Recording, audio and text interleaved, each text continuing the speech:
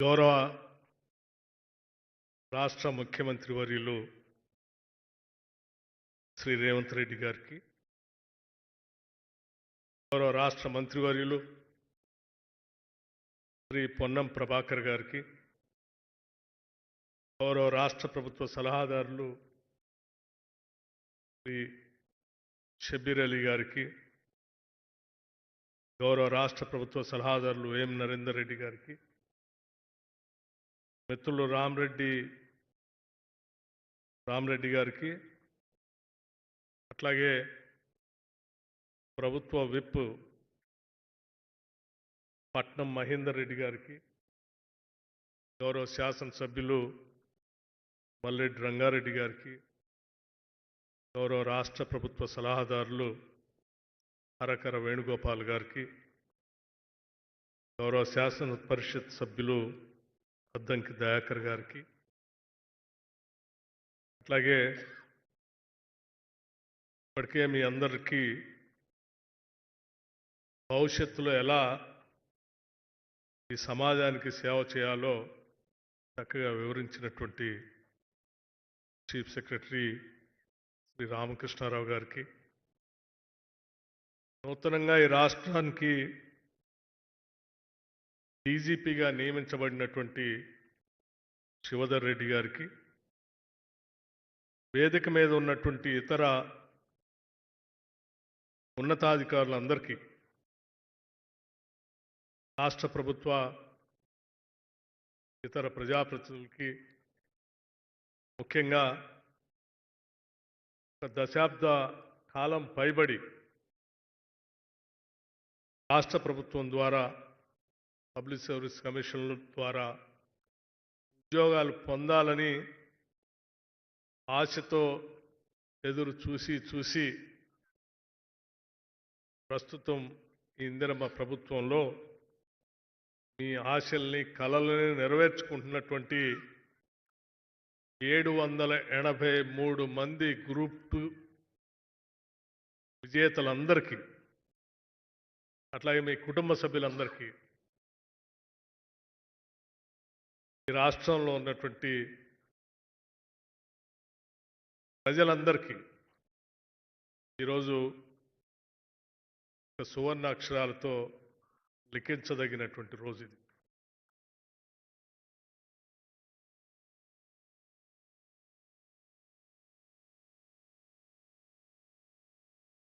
ఒకటేసారి public service commission ద్వారా group 2 సంబంధించి 783 మందికి నియామక పత్రాలు అందించడం అనంటే, బహుశా నేను చాలా సంవత్సరాల నుంచి ఉమ్మడి రాష్ట్రంలో కూడా ప్రభుత్వాలను చూశాను. అట్లాగే పబ్లిక్ సర్వీస్ కమిషన్ ద్వారా నియమించబడినటువంటి పరీక్షలను కూడా చూశాను. కానీ ఇంతవరకు ఎప్పుడు కూడా నా అనుభవంలో ఇంతమందికి ఒక్కసారే నియామక పత్రాలు అందించినటువంటి దాఖలాలు లేవు.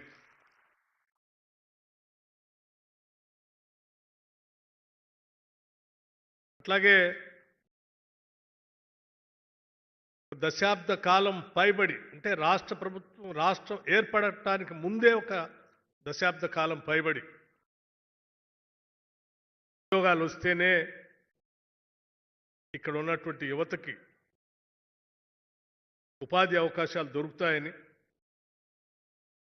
ప్రత్యేక రాష్ట్రం ఏర్పడితేనే ఆ రాష్ట్రంలో ఆత్మగౌరవంతో మన ఉద్యోగాలు మనం పొందవచ్చని తప్పించి పోరాటాలు చేసినటువంటి అనేక మంది రాష్ట్రం రాగానే ఆశించారు. పోరాటాలన్నీ నిజం కాబోతా ఉన్నాయి. రాష్ట్రం వచ్చేసింది, వెంటనే ఉద్యోగాలు వచ్చేస్తాయి, కలలు నెరవేరుతాయి, త్యాగాలు చేసినటువంటి అమరవీరుల ఆశలు కూడా నెరవేరుతాయని బహుశా ఒక దశాబ్ద కాలం రాష్ట్రం ఏర్పడిన తర్వాత కూడా ఎదురు చూసి పరీక్షల కోసం ఆ తల్లిదండ్రులు గ్రామీణ ప్రాంతాల్లో కష్టపడి కూలి చేసుకోనో పంట పండించో రకరకాలైన పనులతో రూపాయి పోగేసి ఈ బిడ్డలందరినీ హైదరాబాద్ పంపించి అనేక కోచింగ్ సెంటర్లో చదివిస్తే ఆశలు నెరవేరుతాయని వాళ్ళందరూ గ్రామాల్లో ఎదురు చూసి తల్లిదండ్రులు అలసిపోయారు. ఆ పరీక్షలకు ప్రిపేర్ అయ్యి మీరు కూడా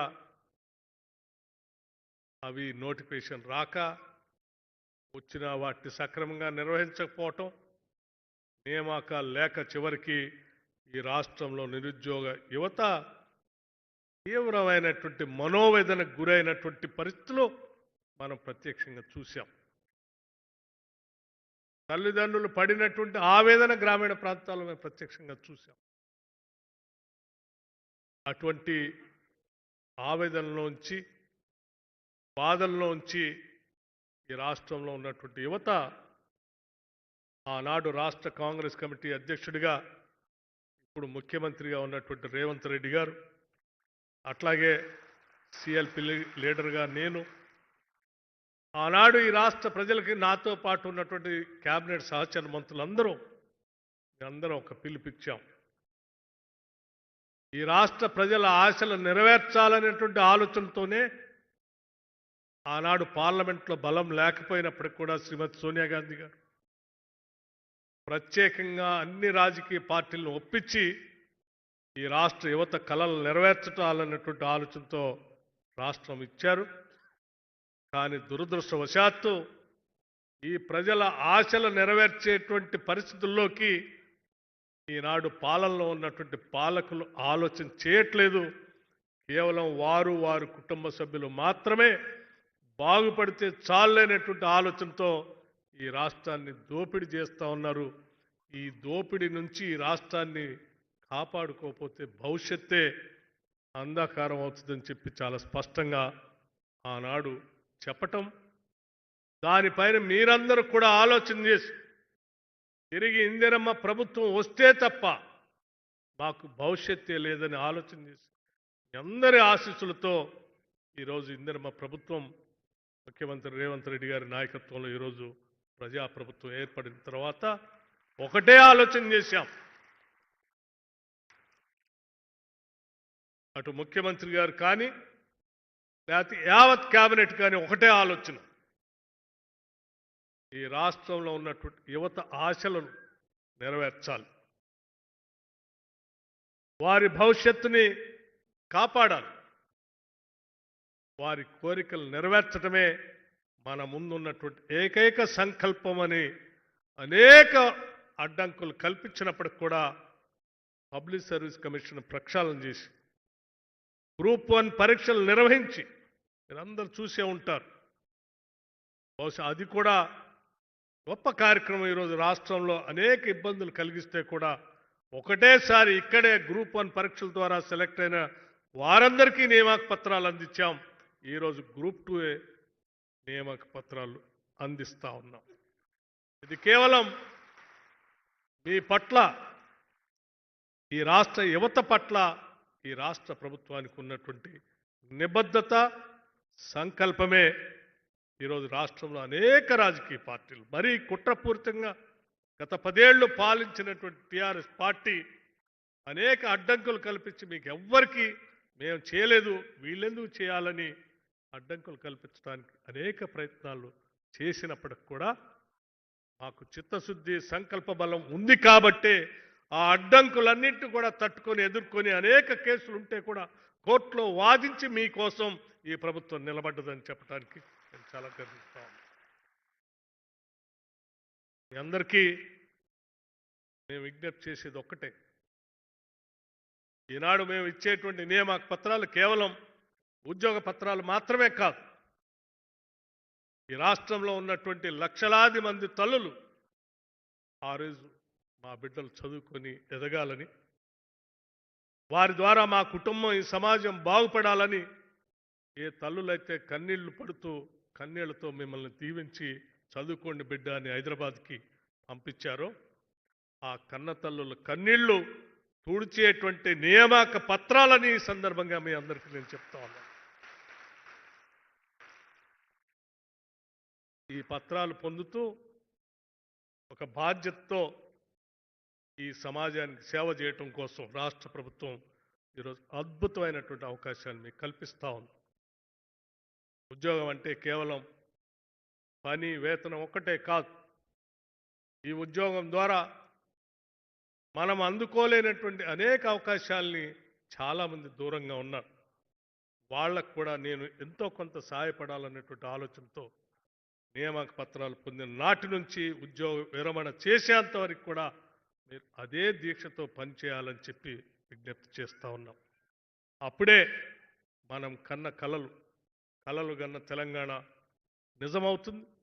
తద్వారా ఈ తెలంగాణ రాష్ట్ర భవిష్యత్తుని మీ ద్వారా మేము చూడగలుగుతాం. ఈరోజు రాష్ట్ర ప్రభుత్వం 2047తో $3 ట్రిలియన్ ఎకానమీతో ముందుకు తీసుకొని పోవాలనేటువంటి ఆలోచనతో ఈ రాష్ట్రం వడివడిగా అడుగులు వేస్తూ ఉంది. ప్రపంచంతో పోటీ పడాలనేటువంటి ఆలోచనతో తెలంగాణ ముందుకు వెళ్తా ఉంది. తెలంగాణ రైజింగ్ అనే నినాదంతో ఈరోజు పెద్ద ఎత్తున రాష్ట్ర ప్రభుత్వం రూపాయి పోగేసి రాష్ట్ర ప్రభుత్వ అభివృద్ధి కోసం ప్రణాళికలు తయారు చేసి ముందుకు పోతా ఉన్నాం. దాని ప్రధానంగా విద్య ఉపాధి అవకాశాలు మెరుగుపరచాలనే ఆలోచనతో ముందుకు పోతూ మీ అందరికి ఒక చిన్న ఉదాహరణ చెప్పి నేను ముగిస్తాను. ఈరోజు ఉద్యోగాలు పొందటం అంటే కేవలం రాష్ట్ర ప్రభుత్వంలో ఉన్నటువంటి ఉద్యోగాలు మాత్రమే కాదు. ప్రపంచీకరణ జరుగుతున్నటువంటి ఈ పరిస్థితుల్లో గ్లోబలైజేషన్లో ఉన్నటువంటి కార్పొరేట్ వ్యవస్థలో కూడా ఉద్యోగ అవకాశాలు తెలంగాణ బిడ్డలు పొందాలనేటువంటి ఆలోచనతో రాష్ట్ర ప్రభుత్వం దూరదృష్టితో ఆలోచన చేసి అద్భుతమైనటువంటి యంగ్ ఇండియా ఇంటిగ్రేటెడ్ రెసిడెన్షియల్ స్కూల్స్ని పూర్తి స్థాయిలో ఇంగ్లీష్ మీడియంతో కనీసం 25 ఎకరాల ప్రాంగణంలో 200 కోట్ల రూపాయలతో ఇంటర్నేషనల్ స్టాండర్డ్స్తో ఈరోజు యంగ్ ఇండియా ఇంటిగ్రేటెడ్ రెసిడెన్షియల్ స్కూల్స్ని ఈ రాష్ట్రంలో ప్రతి శాసనసభ నియోజకవర్గంలో కనీసం ఒక్కటికి తగ్గకుండా ఉండాలనే ఆలోచనతో ఈ సంవత్సరమే శాంక్షన్ చేసి ముందుకు పోతా ఉన్నాం.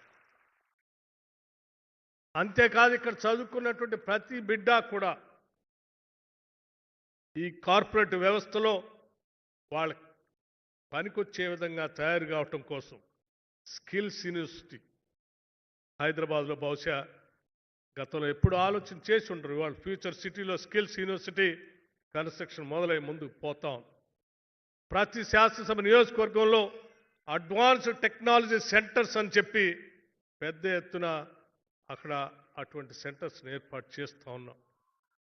ఈ రకంగా ఈ రాష్ట్రంలో ఉన్నటువంటి ప్రతి బిడ్డ బడికి రావాలి.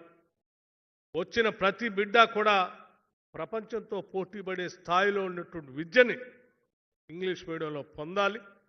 ఆ పొందిన తర్వాత గ్లోబలైజేషన్లో వస్తున్నటువంటి కార్పొరేట్ వ్యవస్థలో వాళ్ళకి పనికొచ్చేటువంటి స్కిల్స్ పొందుతూ చదువుకున్న ప్రతి బిడ్డ ఉద్యోగ నియామక పత్రాలు పొందాలి. ఇటు ప్రభుత్వంలోనైనా అటు కార్పొరేట్ వ్యవస్థలోనైనా ఎవరు ఖాళీగా ఉండటానికి వీలు లేదనేటువంటి ఆలోచనతో ఈరోజు రాష్ట్ర ప్రభుత్వం ముందుకు పోతుందని చెప్పి మీ అందరికీ నేను సవినయంగా మనవి చేస్తూ మిత్రులందరికీ నేను మరొక్కసారి ఈరోజు నియామక పత్రాలు పొందిన మీ అందరికీ మనస్ఫూర్తిగా అభినందనలు తెలియజేస్తూ మీ తల్లిదండ్రులకు కూడా అభినందనలు తెలియజేస్తూ మీ ద్వారా ఈ 3.5 కోట్ల మంది తెలంగాణ ప్రజలకి మేలు జరగాలని నేను మనస్ఫూర్తిగా కోరుకుంటూ ముగిస్తా ఉన్నాను. ధన్యవాదాలు.